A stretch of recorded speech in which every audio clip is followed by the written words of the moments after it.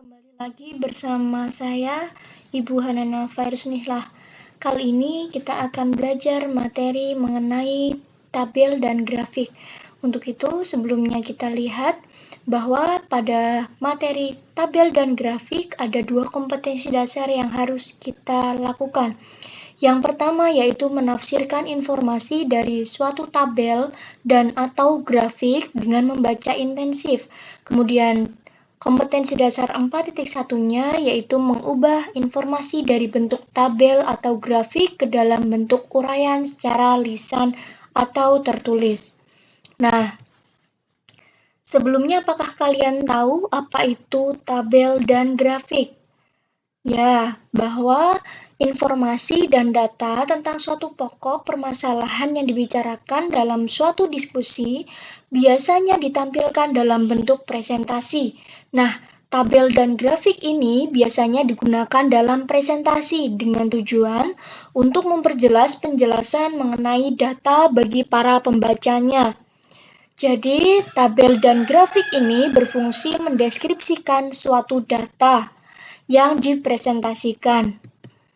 Nah, lalu apa itu tabel? Tabel adalah suatu hal yang menjabarkan data secara padat dengan jelas berupa ikhtisar sejumlah besar informasi atau data. Tabel berbentuk daftar kata atau bilangan yang tersusun sistematis yang ditulis dalam lajur atau kolom dan deret atau baris, sehingga mudah untuk dipahami. Mari kita lihat contoh tabel berikut ini. Di sini ada tabel tempat mengakses internet pada kurun waktu 2008 dan juga 2009. Di situ ada tempat-tempat mengakses internetnya, yaitu yang pertama kantor, yang kedua warnet, yang ketiga rumah, yang keempat kampus, yang kelima rumah teman atau saudara, yang keenam perpustakaan, yang ketujuh handphone atau ponsel, dan yang kedelapan adalah hotel. Di mana dalam tahun 2008 itu pada kantor jumlah mengakses internetnya yaitu 58,3. Pada warnet jumlah mengakses internetnya yaitu 17,0. Untuk rumah jumlah mengakses internetnya adalah 23,5 dan untuk kampus jumlah mengakses internetnya yaitu 0,4. Untuk rumah jumlah mengakses internet rumah teman jumlah mengakses internetnya adalah 0. Perpustakaan jumlah mengakses internetnya adalah 0. Handphone atau ponsel jumlah mengakses internetnya adalah 0,2. Untuk hotel jumlah mengakses internetnya 0,4. Itu pada tahun 2008. Dan untuk 2009 itu jumlah mengakses internet pada kantor 52,4. Jumlah mengakses internet pada warnet itu 35,1. Jumlah mengakses internet pada rumah itu 27,0. Jumlah mengakses internet pada kampus 7,2. Jumlah mengakses internet pada rumah teman itu 3,7.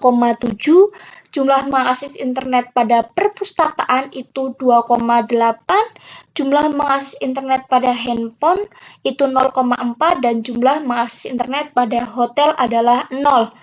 Jadi, informasi yang kita dapatkan pada tabel berikut itu adalah jumlah mengakses internet terbanyak pada tahun 2008 itu berada di kantor, di mana jumlah mengakses internet tersebut mencapai 58,3%.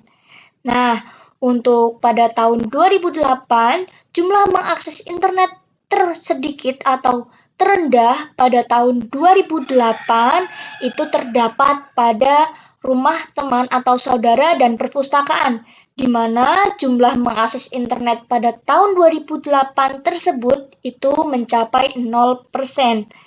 Nah, untuk di tahun 2009, jumlah mengakses internet terbanyak itu berada pada kantor, di mana jumlah mengakses internet itu yaitu 52,4%. Dan jumlah mengakses internet terendah pada tahun 2009 itu berada pada hotel, di mana jumlahnya adalah 0,2. 0%, mohon maaf, 0% maksudnya.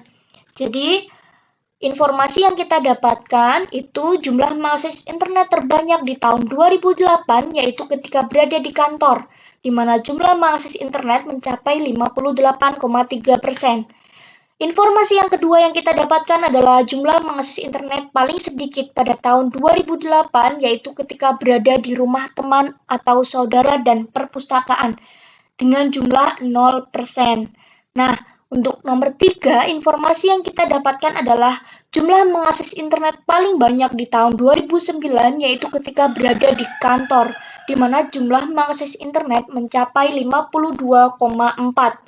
Nah, selanjutnya, nomor 4, informasi yang kita dapatkan yaitu jumlah mengakses internet paling sedikit di tahun 2009 yaitu ketika berada di hotel, di mana jumlah mengakses internet yaitu 0%. Dan yang kelima adalah jumlah mengakses internet di tahun 2008 dan 2009 ketika berada di kantor mengalami penurunan sebanyak 5,9%.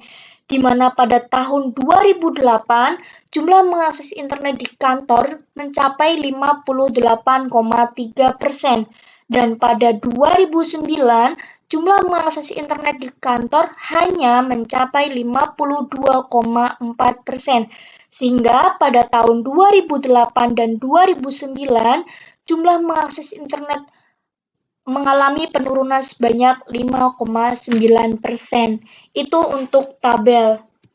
Nah, selanjutnya, apa itu grafik? Nah, grafik adalah gambar yang terdiri atas garis dan titik-titik koordinat.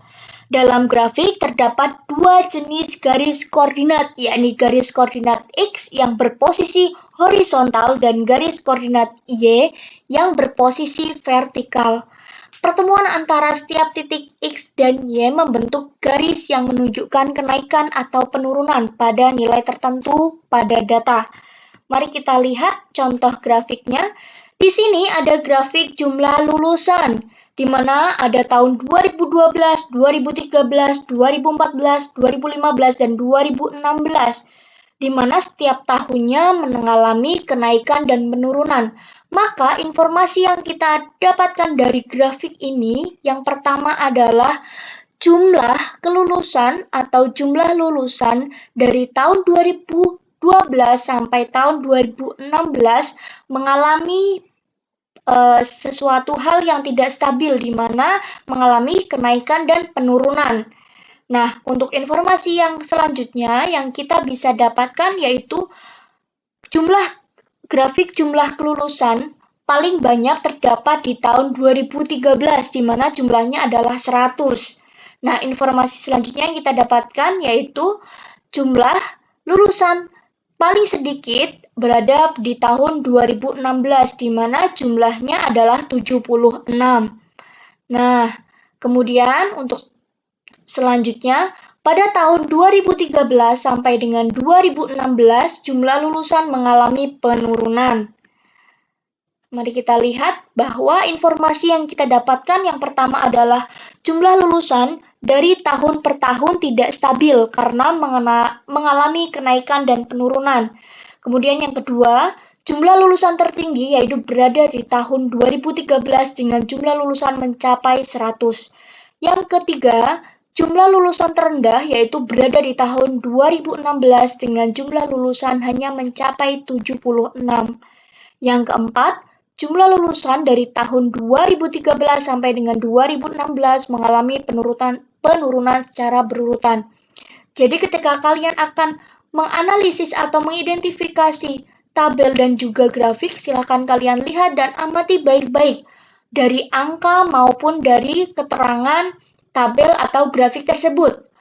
Apakah mengalami penurunan, apakah mengalami kenaikan, atau berapakah jumlah dari tiap-tiap tabel yang disebutkan dan juga dari tiap-tiap grafik yang disebutkan. Setelah kalian memahami apa itu tabel dan grafik dan juga melihat contoh tabel dan grafik, silakan kalian kerjakan tugas yang saya berikan. Silakan kalian analisis informasi yang kalian dapatkan dari tabel berikut dan kerjakan di buku tugas masing-masing. Tugasnya yaitu tabel dan grafik. Nanti saya akan share PowerPoint ini pada Google Classroom atau Learning Management System. Terima kasih. Selanjutnya, silakan apabila ada pertanyaan, boleh ditanyakan melalui Google Classroom. Sekian dari saya. Terima kasih. Assalamualaikum warahmatullahi wabarakatuh.